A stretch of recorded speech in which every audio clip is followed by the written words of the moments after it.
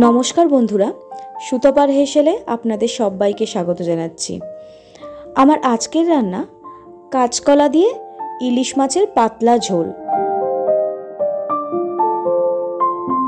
এই রান্নাটা সাধারণত খুবই কম তেল মশলায় হয়।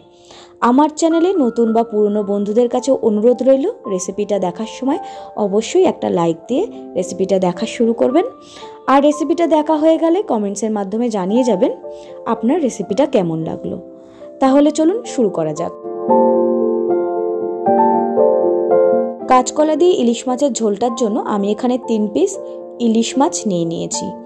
এবার ইলিশ মাছগুলো অল্প নুন, হলুদ আর লঙ্কার গুঁড়ো দিয়ে খুব ভালো করে মেখে 10 মিনিটের জন্য রেখে দিয়ে ফিরে আসছি।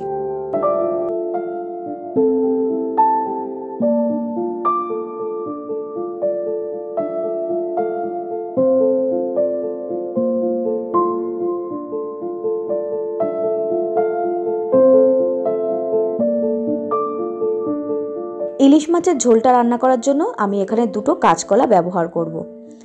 দেখুন, আমি কাঁচকলাগুলো কেটে নিয়ে এসেছি আর তার সঙ্গে কিছু চেরা কাঁচা লঙ্কাও কেটে রেখেছি। এখানে ইলিশ মাছের ঝোলটার জন্য আমি একটা গুঁড়ো মশলার পেস্ট তৈরি করব। একটা বাটির মধ্যে অল্প হলুদ, অল্প লাল লঙ্কার গুঁড়ো আর অল্প নুন আর এখানে অল্প করে জল দিয়ে দিলাম। এবার সবটা মিশিয়ে নিয়ে আমি একটা জায়গায় ঢেকে রেখে দেব। এবার রান্নাটা করার জন্য এখানে গ্যাসের ওপর একটা কড়া বসিয়ে নিয়েছি। কড়ার মধ্যে প্রায় 2.5 থেকে 3 চামচের মতো সরষের তেল গরম করতে দিয়েছি। দেখুন, তেলটা আমার গরম হয়ে গেছে। এখানে একটা থালার মধ্যে আমি আগের থেকে ইলিশ মাছটা মাখিয়ে নিয়ে রেখেছিলাম আর কাঁচকলা আর চেরা কাঁচা লঙ্কাগুলোও রেখেছিলাম। এর মধ্যে থেকে কাঁচকলাগুলো এবার আমি হালকা লাল করে ভেজে নেব। তেলটা গরম হয়ে গেছে, এর মধ্যে এবার আমি কাঁচকলাগুলো একটা একটা করে ছেড়ে দিলাম।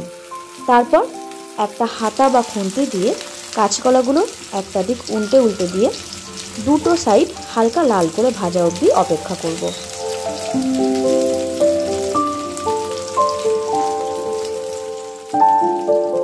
দেখতেই পাচ্ছেন কাঁচকলাগুলোর গায়ে হালকা লালচে রং চলে এসছে।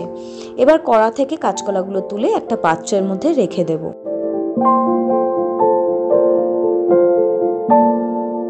কাঁচকলাগুলো ভেজে তুলে নেওয়ার পর কড়ার মধ্যে আরও কিছুটা আমি সর্ষের তেল গরম করতে দিলাম। তেলটা গরম হয়ে গেছে। এবার নুন হলুদ মাখানো ইলিশ মাছগুলো আমি কড়ার মধ্যে একটা একটা করে সাজিয়ে দিলাম। এই রেসিপিতে ইলিশ মাছগুলো আমি 2টো সাইড হালকা লালচে করে ভেজে নেব।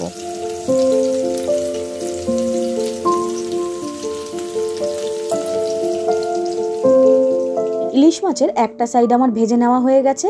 সবকটা মাছ আমি উল্টে দিলাম, দিয়ে আরেকটু সময় ধরে আরেকটা সাইড ভেজে নেব।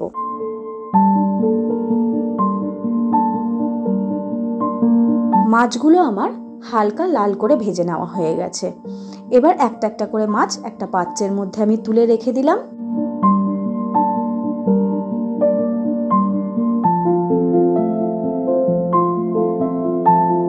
আর কড়ার ওই তেলের মধ্যেই অল্প কালো জিরে আর চেরা কাঁচা লঙ্কাগুলো ফোড়ন দিয়ে দিলাম। ফোড়নটা এবার একটু আমি তেলের মধ্যে নাড়াচাড়া করে নেব।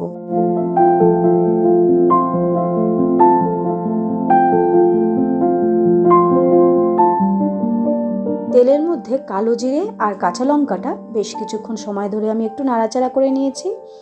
এবার যে গুঁড়ো মশলার পেস্টটা আমি রেখেছিলাম সেটা সম্পূর্ণ কড়ার মধ্যে দিয়ে দিলাম।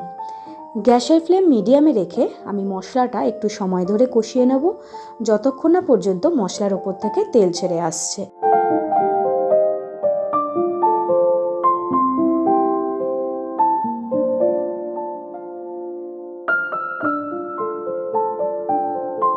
মশলার ওপর থেকে তেলটা কিন্তু ভেসে উঠেছে। এবার ভেজে রাখা কাঁচকলাগুলো আমি সবটা মশলার মধ্যে দিয়ে প্রায় 3 থেকে 4 মিনিট ধরে সবটা খুব ভালো করে কষিয়ে নেব। এবার গ্যাসের ফ্লেম লো করে দিয়ে এটা 5-6 মিনিটের জন্য একটু ঢেকে দেব, যার ফলে কাঁচকলাটা সেদ্ধ হয়ে যাবে।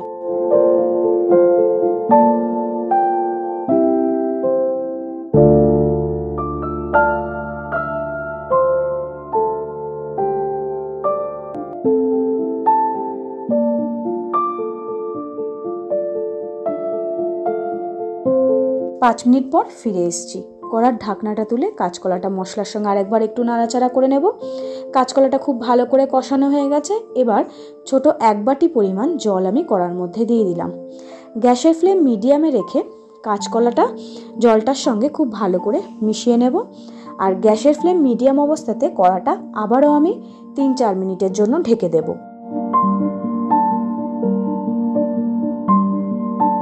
কাঁচকলার ঝোলটা দেখুন কত সুন্দর ফুটে উঠেছে। এবার কড়ার ঢাকনা তুলে একটু দেখে নেব কাঁচকলাটা কতটা সেদ্ধ হয়েছে। কাঁচকলাটা আরেকটু সেদ্ধ হবে, আমি সেই জন্য কড়াটা আরেকবার ঢেকে দেব।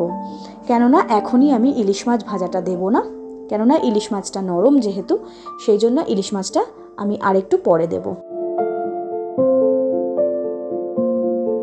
আবারও কিছুক্ষণ পর ফিরে এসেছি। এবার দেখুন কাঁচকলাটা সেদ্ধ হয়ে গেছে।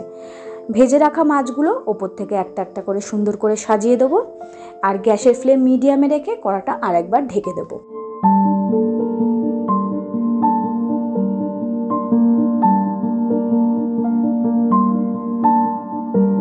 এবার দেখুন কাঁচকলা দিয়ে ইলিশ মাছের ঝোলটা আমার একদমই হয়ে গেছে। আর দেখতেই পাচ্ছেন এটা কিন্তু ফুটে উঠেছে। এখানে আমি গ্যাসটা এবার অফ করে দেব। আর আপনারা দেখতেই পেলেন আমি কত কম তেল মশলায় কাঁচকলা দিয়ে ইলিশ মাছের ঝোলটা রান্না করে ফেলেছি।